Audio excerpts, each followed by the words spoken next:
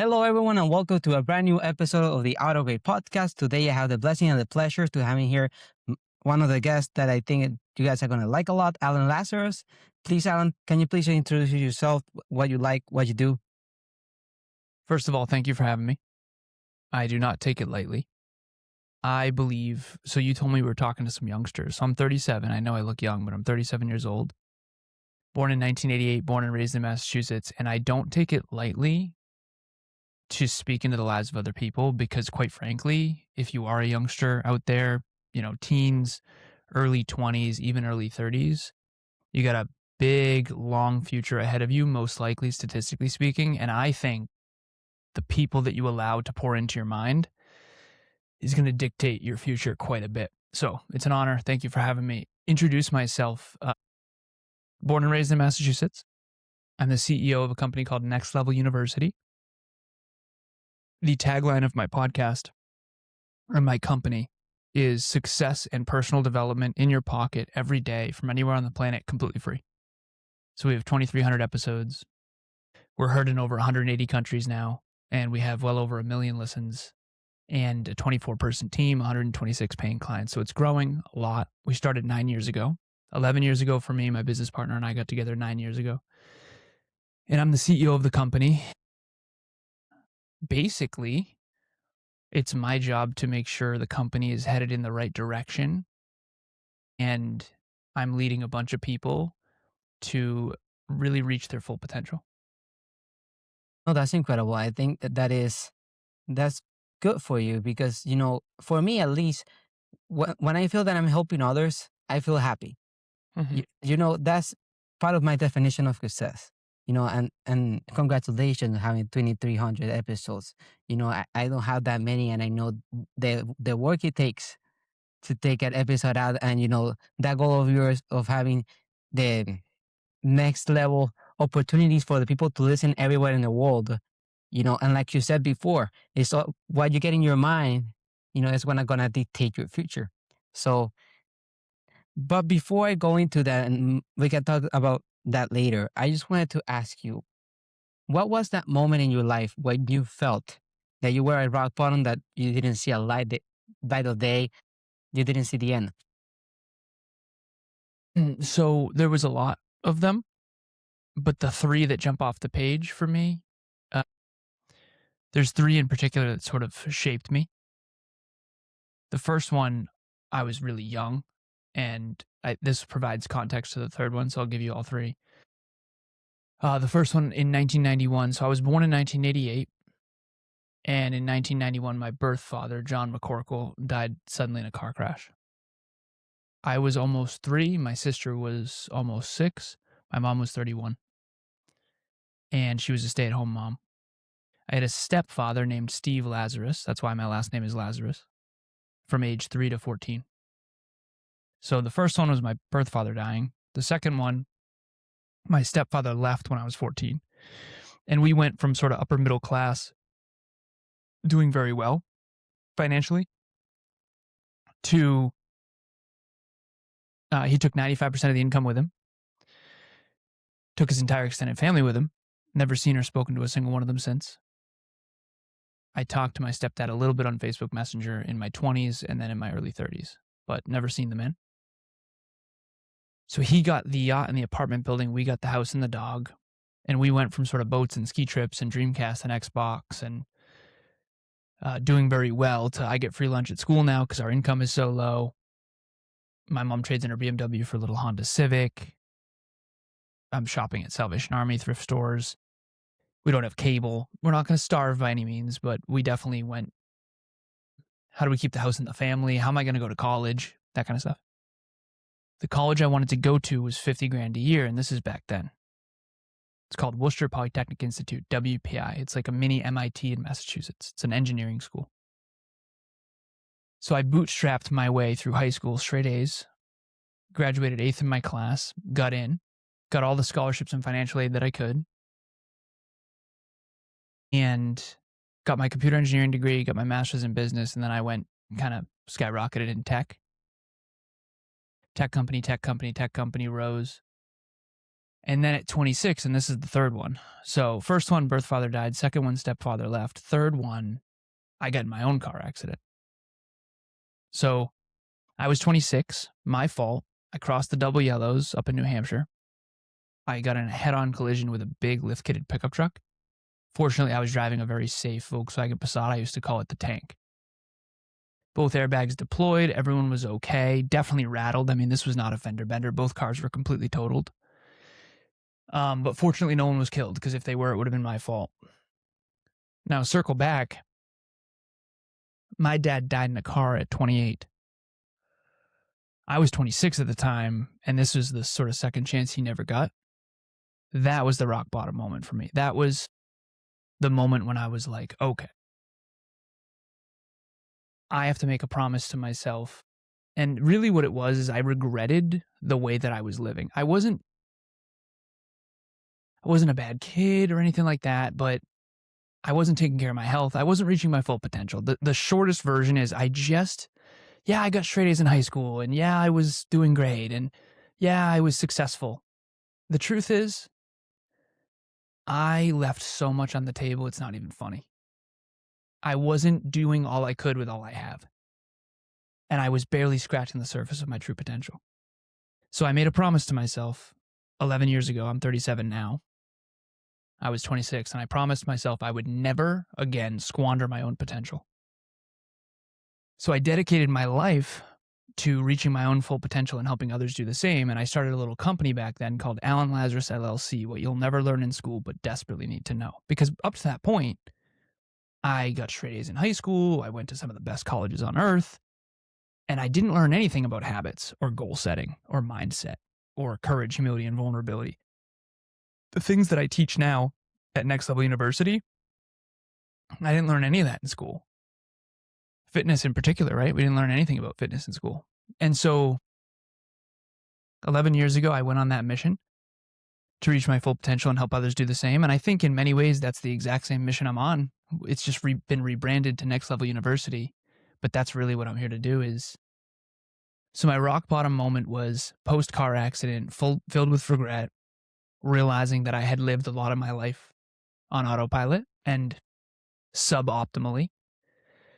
And from that day until now, so that's when I found personal growth, personal development, and self-improvement. And I just became obsessed with it. I still am. Personal development, self-improvement, personal growth, professional development, physical, mental, emotional, spiritual development, working on yourself every day. Absolutely obsessed. No, no, it is an incredible, and I'm sorry that you lost your father and had to live through that. I can't imagine losing my father or my mom. It is a hardship, and that's why I made the podcast, because each one of us has a different story to tell. My story, my journey was in the medical side. Yours was in the family side. There wasn't anything medical or anything cancer or anything, thank goodness, right? But each one of us goes through a different struggle. And for you, what you learned was I need to value my life more than I am doing right now. Yes. And for me, I went through something similar, because in the first surgery I went through, I almost lost my life in that one. It was not something that I could control. I had something that none of the people in my family had. I was the first one I had Crohn's disease. So I was the first person to have Crohn's disease in my family. So I know the feeling of, I'm not scraping this, enough of myself. And I'm still going through that right now. And I know that some people out there are going through losing someone dear to them. And it's realizing, and there's something powerful in that, because you realize how valuable life is. Your father, I would have guessed, and I'm sorry if I'm going to stretch too far, but I guess he wanted to live more. Of course. Of course. But we don't know our expiration date. Yeah. We don't know if it is tomorrow, 10 years from now, 30 years from now. Yeah. So I guess one of the things you learned was to value your life. I have to value my health. I have to Yeah. value the things that I do, the time I spend with my family, because we don't know when we're gone. I have, told myself something, that when I give a hug to my mom, to my sister, to my dad, it is a good hug. Because if I don't, I don't know when is the last one, Mhm. right? And then I'm gonna live with that regret of not knowing. Yeah. I could have done this. Going through that is something that I wouldn't wish on anybody, and that's why I am extending my condolences to you because you went through that, but I guess that turned to the person that you are at now. Mhm. So in that whole journey that you went through of losing your father, losing your stepfather, and realizing that you're not valuing your life as you should, who Yeah. was that person or what motivated you? Because everybody hits by something that sparks that light in your head and makes everything click. Yeah. So, uh, before the car accident or after? What motivated me? I will say after what made you realize, okay, this person told me this and and it click. Like hearing a podcast Yeah. or watching something on TV. Yeah. First of all, good for you for fighting the good fight, man. I don't know a ton about Thank you. Crohn's disease, but I can see it and hear it in your voice that it's been a struggle. So, good for you, man, Thank you. right? Thank you. Doing all we can with all we have. I had a client once. Her name was Pauline. Most inspiring client I've ever had. I coached her for 3 months. And she was born with no arms and no legs. And she has a company called One Leg Up Productions. Yeah, exactly. She swims. She's from Hawaii. She swims. She podcasts. She drives. And I said, I mean this non-patronizing, and I know you get this a lot, but you inspire me a lot because I hear excuses all around me all the time. And you have every excuse, but you never make any excuses, and it's really inspiring. And so whether it's Pauline or someone else who has had unimaginable challenges, I wake up in the morning and I think, okay, yeah, my life is difficult by design. Yeah, I lost my dad. Yeah, I lost my stepdad. Yeah, a lot more than that too. But at the end of the day, like, you can either use that as fuel to try to create a meaningful life out of that, or you can let it break you. And I can't think of another more practical approach to anything. Like, there's a book called Anti-Fragile by a man named Nassim Taleb. And I don't necessarily like or dislike the author. I just love the concept. I don't even necessarily love the book. The concept is unbelievable, though.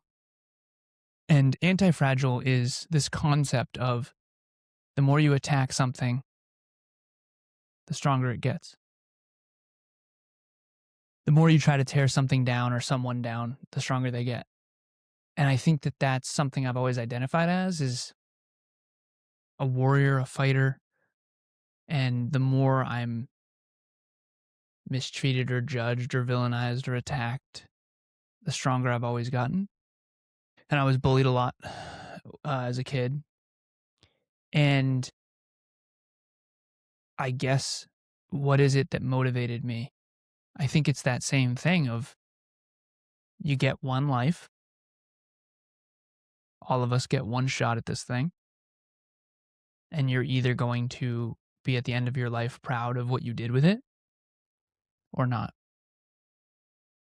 The easy road is always there, always has been, always will be. It's more there now than ever. 3 clicks away, anything you want. Easy road, easy road, easy road, easy road, easy road, easy road, easy road. Screw the easy road. I'm not about it. I don't believe in 6-minute abs or 4-hour work weeks. I think it's all horse shit. I think the truth is the tried and true fundamentals of hard work, sweat equity, diligence, humility, prudence, these things matter, and you can build yourself into something that you are proud of or not. And so what motivates me is reaching my full potential. And as corny and fortune cookie as that sounds, that's the truth. Someone asked me earlier today, I was on a podcast and she said, well, what is your full potential? And I said, I don't know. I That's said, the best answer you can give. yeah. So I said, a fictitious vision of what I believe is possible in my mind, in my imagination. Have you ever seen that meme with the kitten looking into the water and it sees a tiger? Think so. I Yeah. think so. I think that's a cool metaphor. For me, I was a little prepubescent. You think I look young now, man? Imagine me at 14. So to me, the future is what matters. If your future is bright and you're working toward it, the past can be painful, the present can be painful, but you have something to look forward to. That's the opposite of nihilism, which is hopelessness and helplessness. So bring it on, baby. Let's rock and roll. We're going to do everything we can with all we have. And yeah, we're going to be challenged. And I think the moment you think life is going to be easy, life will humble the hell out of you. So my life was never easy. I'll share this with you very briefly. I think there's two camps, two main camps, and I've coached people from all over the world. And I feel compelled to share this. The first camp is people who grew up and things were really good. And they have this subconscious or unconscious belief that life is supposed to be good. So whenever it's not, they think something's wrong. And I think that tends to be a little bit of entitlement. It's almost like you believe life is supposed to be good. And whenever it's not great, you think something's wrong with you or others or the government or the world. And then you have the other camp. The other camp is the camp where every day above ground is a great day because life is atrocious. Life is really difficult. I think one of them is objectively true and one of them is objectively false. I think life is supposed to be challenging. And if you have a belief that life is supposed to be easy, the first challenge that comes, you're going to crumble. Whereas for me, I have this beautiful shirt on, I have running water, I have food in my fridge, I have a very successful global business. Like, okay, yeah, I worked really hard today. Yeah, I'm really tired. Like, whatever. And I think that when I was young and I had so many challenges, it taught me that life is difficult. It's never going to be easy. You just handle hard better. Life is never going to be easy. You just handle hard better. There's two types of adversity. There's the adversity life throws at you. We all have to deal with it. And then there's the adversity that comes as a byproduct of setting huge fucking goals. And I unconsciously as a kid chose both. And I'm grateful because it created something very unique. And now I coach people all over the world and I try to help people realize, like, listen, at least these challenges are choices. Like, yeah, if you want to be in great shape, it's going to be fucking brutal. Of course it is. But at least that's a choice. And it's better than just being complacent and letting your life pass you by. No, I agree with you. Going back to what you said, life, I'm not gonna take it by the easy road, right? If you put me on a fight, if I fight or flight, I prefer to fight, right? I prefer to fight for a future. Everything happened in the past. Go ahead, it's there, right? But I'm gonna fight for that future that I want. And the the more we make it easier for ourselves, the the easier it's gonna be for the mind to be controlled when something hard happens. Well said. And and Yeah, I you got to prepare. You got to prepare your mind and body for adversity. Absolutely. Cheers to that. cheers to that. And one of the things I wanted to hit about was the hardness of life. You're not gonna get out of having an easy life. And you said the two camps. And I am in the camp of, I'm learning because each day you learn a little bit more. I get to wake up. That is something valuable. If I ask you a question, I'm going to ask you this question. If I ask you, do you prefer for me to pay you $1 billion, but you cannot wake up tomorrow, you're dead tomorrow, or free and you can keep living on, what do you choose? But you know the answer. Wake up tomorrow. Always. Wake up tomorrow. So that Always. means that waking up for you is more valuable than $1 billion. That's a great mental framework. So if we And then put it what in our people would say brains, is, "What about waking up with $1 billion?" Which is funny. It's like, and but here's that the takes thing a though, lot the of truth work. is, yeah, exactly, exactly. I wanna share this too. That's why I say health has to be first. Health has to be, we do health, wealth, and love. Health is physical, mental, emotional, spiritual. Wealth is how much money you earn and how you earn it. Is it meaningful work for you? And then is it increasing or decreasing over time where the future's headed? And then where do you invest it? And then love is intimate relationship, immediate family, extended family, friends, clients, colleagues, mentors, mentees, that type of thing. I always say health is first. I think it's a pyramid. The foundation has to grow wider in order for the pyramid to go taller. Health is at the bottom, and then it's wealth, and then it's love. And in my speeches, and yeah, I can say this now, all over the world, virtually all over the world, I always ask who here wants to be healthier, wealthier, and more in love. All the hands go up every time. Everyone wants to be healthy. Yeah, there you go. Everyone wants to be healthier, wealthier, and more in love, baby. That's what we all want. Now, do you also want to work on your finances every day, to work on your fitness every day, and to work on your relationship every day? Because success in health, wealth, and love, you can never own it. You can only rent it. And the rent is due every single effing. And I agree with you. A lot of people want something, but they don't realize how much work it takes to be there. It's like people often criticize the billionaire or the millionaire because they have the money. But I say, you can do it too. You can do it, but you don't want to. You prefer to stay on the safer side and live a normal life. But they took a risk. They put a lot of work in. They they probably failed a couple of times, but Yeah, you don't want to fail. We are all scared of failing, right? But it is that mindset of knowing this podcast, for example, might do well or it might not. Right? God willing, it will. But I have to keep working.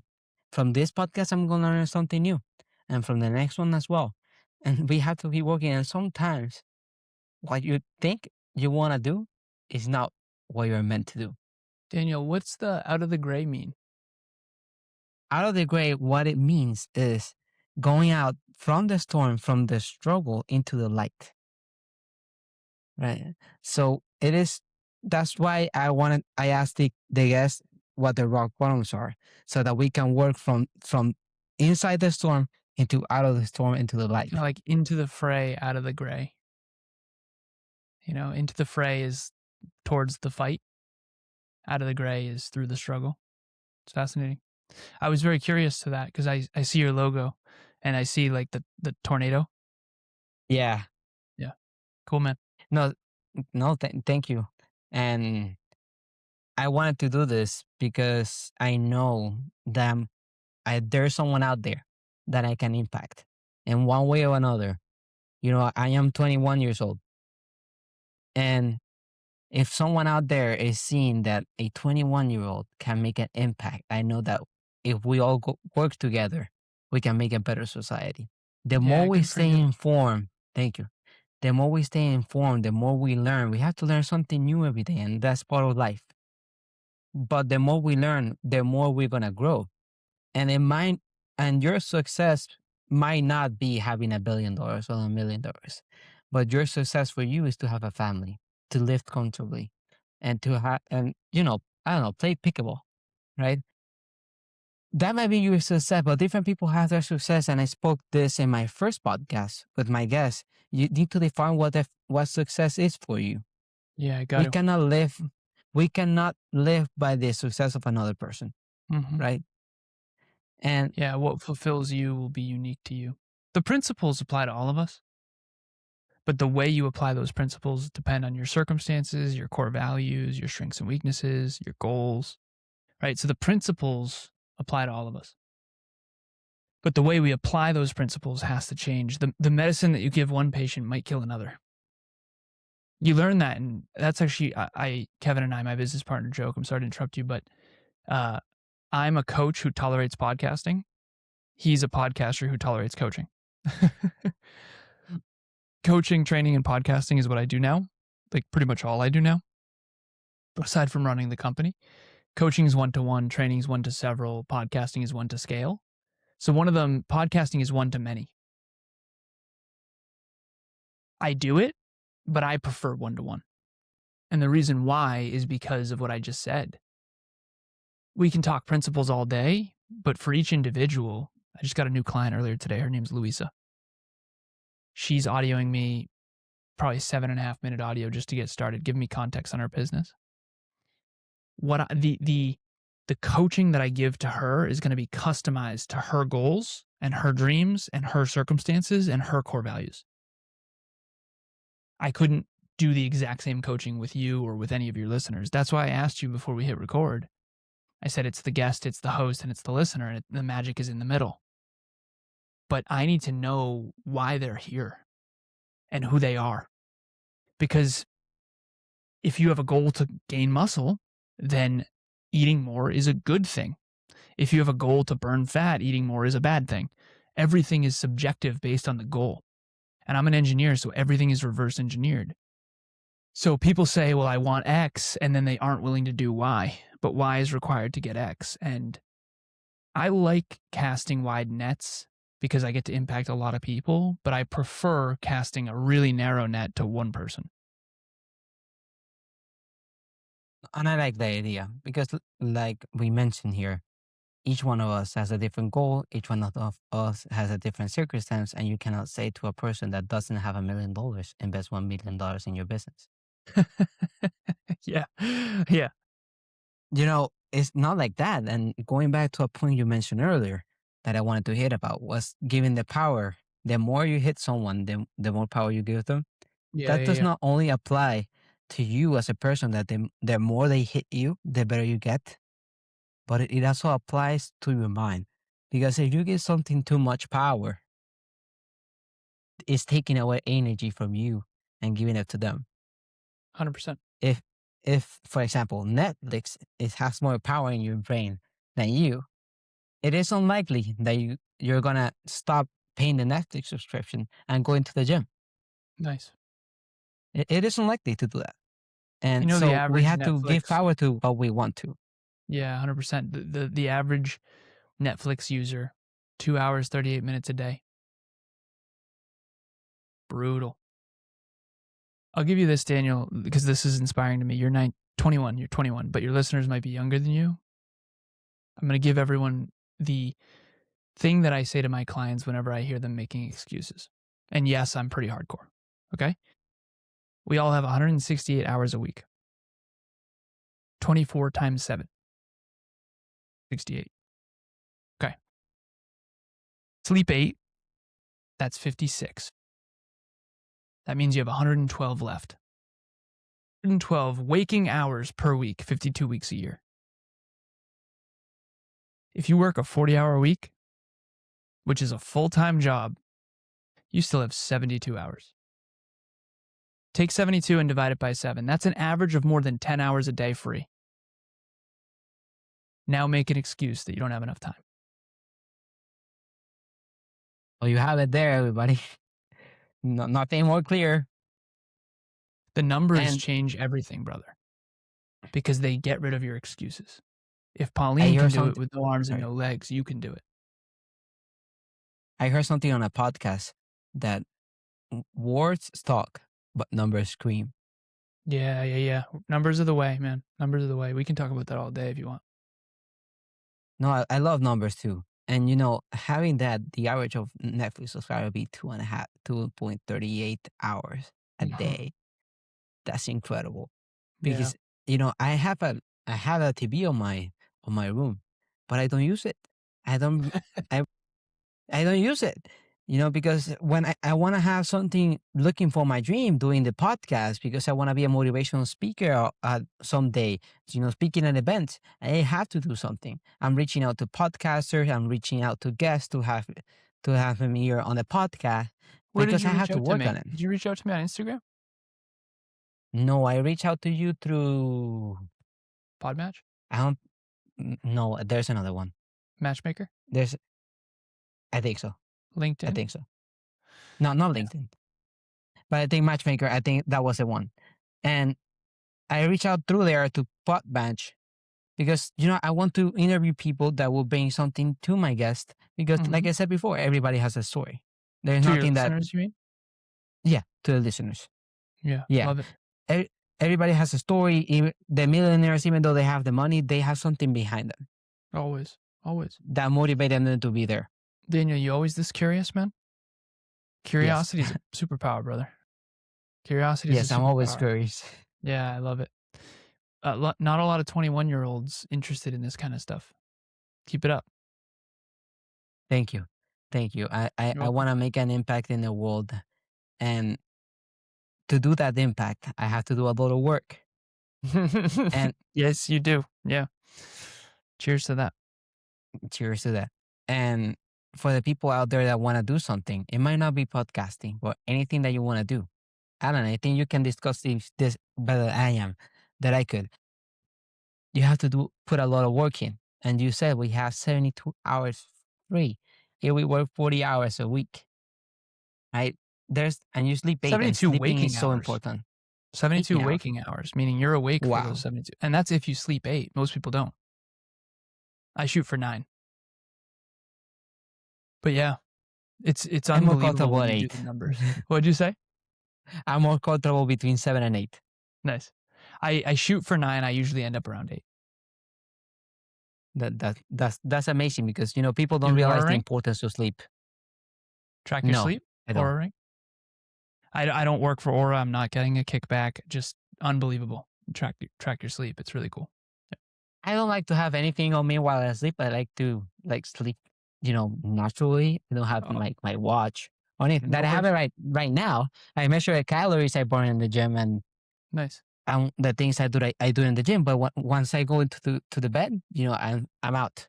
I don't put the TV on. I like to read a book. Right now, I'm reading a book. This one. It's called the 13 Things Mentally Strong People Don't Do, Very nice. but by Amy Morin. So I try to read more because, like I mentioned, I'm curious and, I Way to like to go. learn more. Look at the little sticky notes. Way to go, man. Daniel, we have a book Thank you. club. We're reading. You ever read Tiny Habits? BJ Fogg. No, So you've no, I heard of haven't. Atomic Habits, James Clear? Yes. Yeah. BJ Fogg was kind of like the pre. A lot of James Clear's work came from BJ Fogg. Oh, It's wow. good. I didn't know Again, that. it's Stanford professor. Okay. I like him.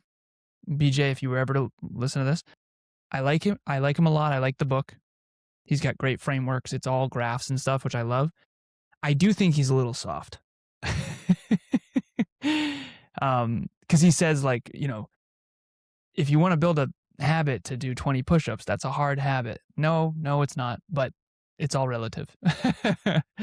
Yeah, I'm So putting myself out through a challenge right now, 100 push-ups a day, nice job. apart from my gym routine. Very nice. So we have to put goals for ourselves. If we don't, we're going to live the same life forever. And I put on the Instagram the other day, a plant needs light and rain in order to grow. That's good. The same for life. You need positive and negative. And that's how you grow. But 100%. you also cannot let the negative take over your mind. Because in like math, positive and negative, it becomes negative. So if you have positive thoughts and you let one negative thought in, it can cancel all the positive ones. Well, it all depends on what your record is that's playing. Quick intellectual challenge here. In all the coaching I've done, I call it my magic number, 6,765 hours of one-on-one coaching. All different individuals all over the world, all different backgrounds, all different industries. I figured out we all are fearful and we're all insecure, but not about the same thing. And this comes to the identity level. So you've got inputs, outputs, measure, adjust. You've got knowledge, skills, and attitude. You've got all this stuff. But at the center is identity. And identity is your subconscious and unconscious belief about yourself. Have you ever seen Inside Out, the Pixar movies? Yes, I think I saw the first one. Okay. Second one gets more into identity. It's called the identity tree. So she has like these core memories that go into this pool, and then it creates this identity tree. Riley is the name of the Okay. character. Yeah. Yes. So she has a core identity. We all do. We all do. And our beliefs about ourselves form this identity tree. And it's a metaphor, obviously. But what I figured out is, you said one negative thought can cancel out all the positive ones. It depends. So if your record playing is I'm not good enough, I'm not smart enough, I'm not capable enough, then yeah, you should be careful about negative thoughts. Because if you talk negatively to yourself and your record is already negative, then that's going to be destructive, not constructive. But Daniel, for people who believe in themselves a lot, have you ever met anyone who's arrogant? Of course. Okay. They need to be level set. They need negative. They need someone to say, listen, I'm not impressed. You're better than this, and you know it. What the hell are we doing here? They need humble pie. So I say, aim too high, you get humble pie. Aim too low, and you don't grow.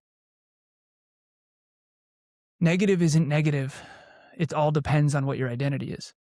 So I have this sort of triad I use in my coaching of core wounds.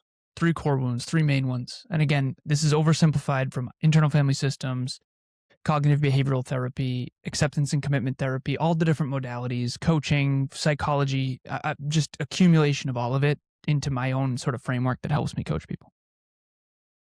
Defective, unlovable, unwanted. 3 core wounds, 3 types of people. They have limiting beliefs associated with each one, and they're all identity level core beliefs. The first one is all of me is not enough. That's the majority of people. Their subconscious and unconscious, which is 200,000 times more powerful than their conscious mind, is saying all of me is not enough. That's probably 97% of the population. Okay. That's that one that I actually don't have. And anyone who does have that knows I don't, and or thinks I'm arrogant. Okay. The second one is all of me is too much. This is the Michael Phelps, Serena Williams, Tom Brady, Kobe Bryant. Too much, too intense, too hardworking, too much, too much, too much intensity. These are the people that behind the scenes, absolute beasts. Socially, I'm different. Third one, all of me does not belong. These are the people that don't understand why they're not invited. They feel like not sought after. So the defectives feel not good enough, and their deepest fear is being seen as a failure or being seen as less than. So they're always puffing up and they're making their social media look good because they're afraid they're not good enough. The unlovables are the leaders who have huge goals and dreams, but they don't really like to share them because they get crapped on every time they do by the people who try to tear them down. The unwanteds are kind of on their own island, and they feel very authentic, but they don't let anyone too close. And they care a lot about labels. Like, if you were an unwanted core wound, you wouldn't want me to call you a friend. You'd be like, no, you don't know me like that. So we all have these 3 core wounds, but we have one really big one. And whichever the big one is the fear you have to face. So Okay, so yeah, go ahead. let me see if I understood well what you're saying.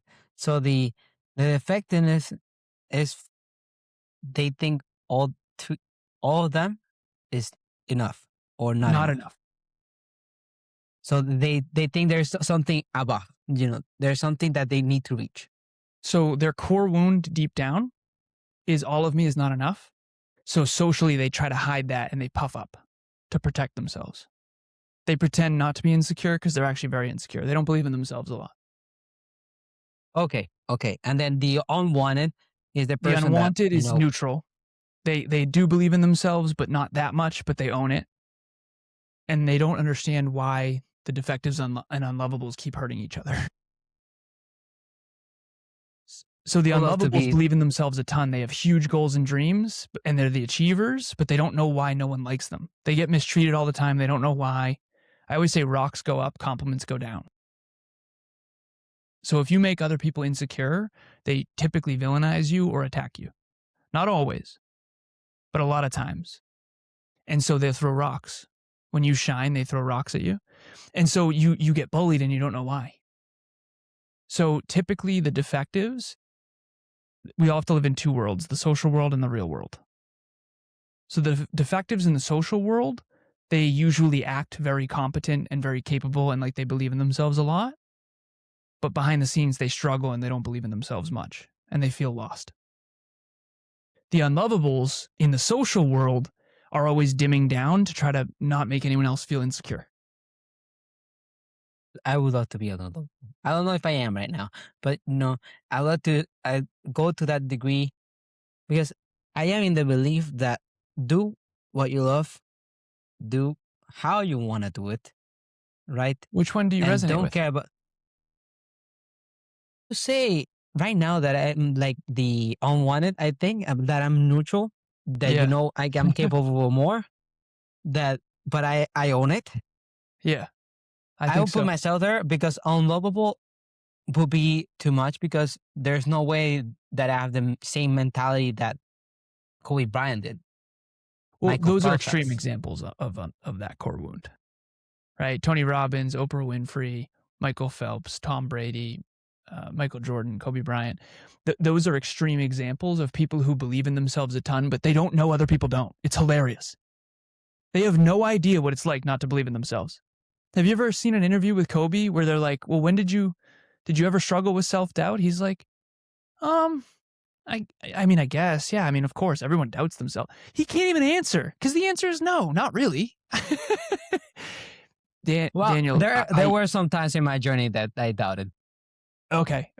So some So people I actually will don't. say, Some people don't doubt themselves. Like if you ask me, how did you know that you could, be a successful podcaster? I would say, brother, I never doubted it for a second. And that takes courage because everyone's like, wow, what a dick. But it's the truth. And we do you a disservice when we don't tell you. You really think Steve Jobs doubted his abilities? Really? No. no. These people don't doubt themselves. Tom Brady never doubted it. He never doubted it. You can tell. You ask him, like, did you believe in yourself? Like, he's like, yeah, I was so naive. I thought I could do it. I never even made a resume. Like, I want to play professional football. You study these people and you realize that they actually have such high self-belief. And all of them decided in advance to do it. Most people are drifting around and then stumbling upon success. The people who have the most self-efficacy in psychology, it's self-belief, but the fancy word is self-efficacy. They state, prove, self-assign. So they say, I'm going to do it, they prove it, and then they self-assign it. And then they have a really hard time in the social world because most people don't believe in themselves and pretend they are. So you get kind of villainized and ostracized. It's really, you get treated really poorly. After hearing that, and thinking of it again, I would say I am transitioning from unwanted to unlovable because I feel like my mental strength has gone way up in the past couple of years. So I think is moving up to that direction. There were times that I doubted. I went through 8 surgeries, right, one behind the other. So there were hard times. That I was like, am I able gonna get out of here? Yeah. And Am I'm I going to be gonna able to do be able this? to live a normal life. Yeah. Good for There you. were times because I own it. There were times that I doubted, but that's normal for all of us. We are not all Kobe Bryant. We are not all Tony Robbins. Yeah. But the more we head towards caring for ourselves and our future, I think is better for every one of us. Well, let's do this test because there's no right or wrong here. Everybody has one of these core wounds and everybody, but here's the thing. The solution is different for each of them. What do you mean? So if your core wound is defective and you say all of me is not enough, the solution is be humble, accept that you don't feel good enough, and then work on it. You have to be willing to fail forward and be seen as a failure. Because when you fail forward, you get better. You need to develop a growth mindset and get out of the fixed mindset. You don't have to do anything, but that's the solution. Because there's the victim, villain, hero guide here. It's like in the movie when the character transforms by facing their deepest fear, right? That we all have to face our deepest fear. So you have to like admit it. Admittance and acceptance is where it starts. So for me, Kevin didn't believe in himself. And the only reason I figured this out is because of him. Because I would say things like, well, I've never doubted whether or not I could do it. I only doubted whether or not I wanted to. And he'd be like, Alan, that makes no sense. Like, what do you mean? And I was like, I thought that was inspiring and motivating. He's like, dude, that's never going to land. Him and I would go give the same speech. I would literally do a better job. Everyone would love him and not like me. And he said, you're the character in the movie that people don't like. Have you ever seen Top Gun Maverick? No, I need to. Great film. Great film. Glenn Powell plays a character that's very competent in that movie, and he's the villain, even though he's like really the best on the team, and he's not like a bad person. He's just a little cocky. He's a little cocky. But my point is, everyone wants an underdog. And people who believe in themselves are not underdogs. So the people who believe in themselves a ton, they dial it down socially. So they can feel like accepted.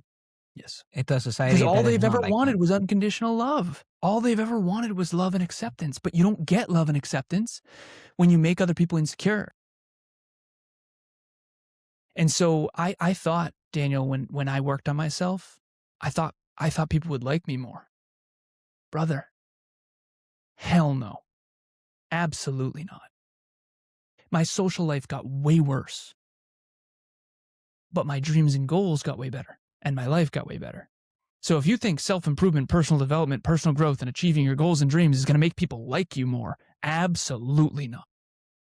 No, we are outliers. Yes. And we are remember outliers this. in a society that is not used to people like that.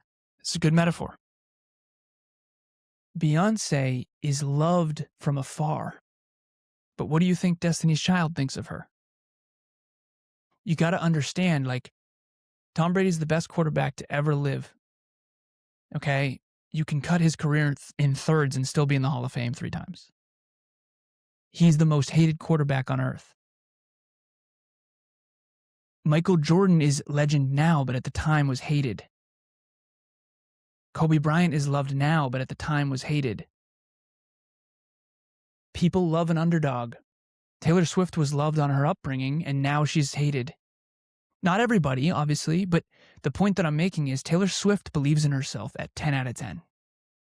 But she doesn't act like it publicly. And trust me, I've not coached any of those people, but I've coached people that are famous. I've coached people that are world class. I've coached people that are millionaires. I'm telling you, some people don't struggle with self-doubt at all. What they struggle with is social love and belonging and caring and kindness. They struggle with, I think all of us are either really good at success or really good at social life. Very rarely are you good at both. You're either fun at a barbecue or really good at success. Because the person with the highest standards is also a spotlight shining down on your missed opportunities. I'm not fun at a barbecue, and everyone knows it. But that's okay. I used to be fun at a barbecue, but I hated my life. So at the end of the day, you have to realize which one is you. Do you struggle with success and discipline and structure and conscientiousness and goals and dreams and focus?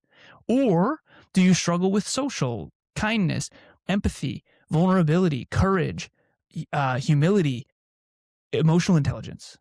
These are 2 different skill sets. And we all have a strength and a weakness. We're all righty and lefty. So I'm a righty, and success came naturally. What never came naturally was relationships. So I had to work on that one. Some people, relationships come totally natural. My business partner, everybody loves Kevin. Everybody loves Kevin. But this one was really hard for him. Success was really hard for him. For me, success was easy, but my social life and relationships came very difficult. So we learned through each other, 2,300 episodes. Oh, we figured out we're jealous of each other deep down. I was unconsciously jealous that everyone loves Kev. He doesn't even have to do anything. He's funny, he's fun, everybody loves him. If you meet him, you're gonna love him. And me, it's like I feel like no matter what I do, it feels like people don't like me. But yet he's like, he was envious of me because I was respected and successful and significant. So we eventually realized when the boys became men and we grew up to be men, we realized that unconsciously we were trying to have each other's strengths. And we realized we can't be each other. We have to be who we really are. Self-improvement is not, I don't like who I am, so I'm going to change it. Self-improvement is accept who you are. Accept who you are and then improve that. No, great thing. And you know, before I end the podcast, I wanted to give you the chance to let the audience know where they can find you, where they can find your podcast. Daniel, thank you again for having me. I appreciate it. This is a great space to share some insights that I think could be really life-changing. So keep it up, brother. I'm rooting for you. Thank you. For anyone out there who has high humility, high work ethic, and a high self-improvement orientation, those are our core values at the company. I have it on a whiteboard over here. I always say this, nothing works if you don't. Nothing works if you don't work. So if you have low work ethic, do not reach out to me under any circumstance. I cannot help you. If you have high humility, high work ethic, and you want to improve, you're going to love Next Level University. You're going to love Kev. You're going to love me. You're going to love what we do at the company. We have a book club. We have master classes every month for free. We have a journal. We have coaching. We've got a group coaching program we've done for 5 years. We have relationship coaching. It's all good. Health, wealth, and love. NextLevelUniverse.com. Next Level University podcast. Success and personal development in your pocket every single day from anywhere on the planet, completely free. That is Next Level University. We do an episode every day. We're on YouTube and all the other podcast platforms. And we both grew up without fathers, and it's kind of like having a coach or a mentor in your pocket every day. The male role models we never had, we tried to become. No, thank you for the message. I appreciate it. And I'm going to leave all the links for all your podcasts, your website in the description so that people can visit you. You know, I'm maybe I'm gonna listen to your podcast. I'm gonna become a big fan because I like to improve. Like you said, I'm curious, and can you please tell me the name of the author again of Tiny Habits? Yeah, BJ Fogg.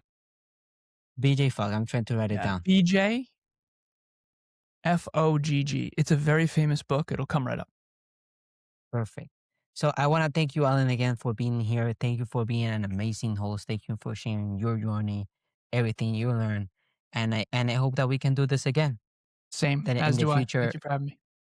No, thank you for being here, and I want to let all the subscribers and people that are watching here know that please go ahead and like, subscribe, comment, share this with the people you love, people that you love sharing, that you love learning with, and I hope that God blesses you all, and thank you so much for listening in.